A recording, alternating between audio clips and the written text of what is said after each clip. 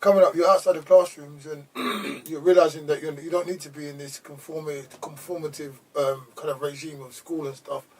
How did that translate into your grades and understanding and also information consumption and stuff? Because, like I say, you're not intellectual for no reason.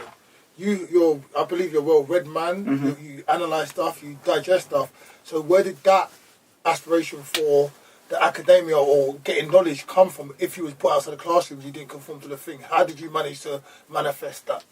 I just want to dispel this myth. Classroom. Once and for all, that being in a classroom is what academia is. Exactly. So, when I was 19 years old, I belonged to Panther UK. And I was giving talks in SOAS University. I was also winning debates. And I would go into the student bar with a score. I used to drink K-Super at the time. And they used to cost 50p. Is that K? Was that an alcoholic? Cider. Super. I used to drink too.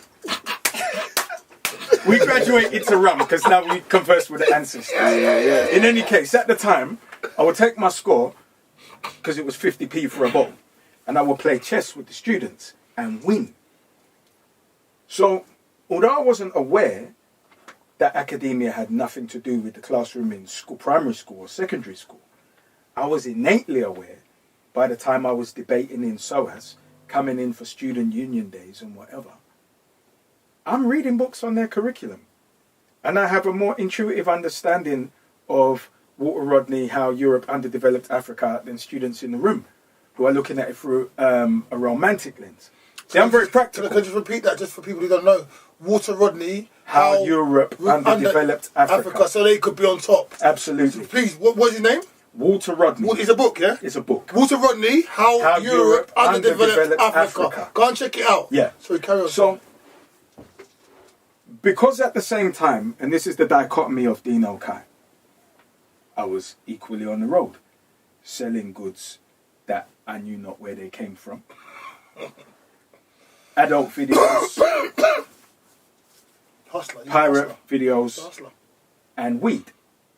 So, and I thought I knew everything until 1995 when the constabulary rudely broke into my apartment at 25 to 7 in the morning. Po. Yeah. I love the way you called it, the constabulary. Hey. I thought it was in the islands and the people went up and played in the islands, man. These are about the normal police Negroes, but you need to understand who they are, what they are, and the way to identify them. That's why you call them what you call them. So now we've used the constabulary, we can bring it down to saying feds. But there's a reason that I use particular language. You see, you will say white people, and I'll say Europeans, because I just describe people technically as we are. And I will say Africans, and you might say black people. But black people don't exist, and white people only exist because black people exist. Finally. Without me saying that. No, you don't get it. I'm busy now. Did you say I don't get it? No. Since the beginning of live talks with Fawole, he's brought the fact that there's no such thing as black. And certain times, when I first started it... I get attacked. No, I don't appreciate it. When I first started it, I was like, we don't have to have this conversation, and Jay, why are you digressing to this every single time?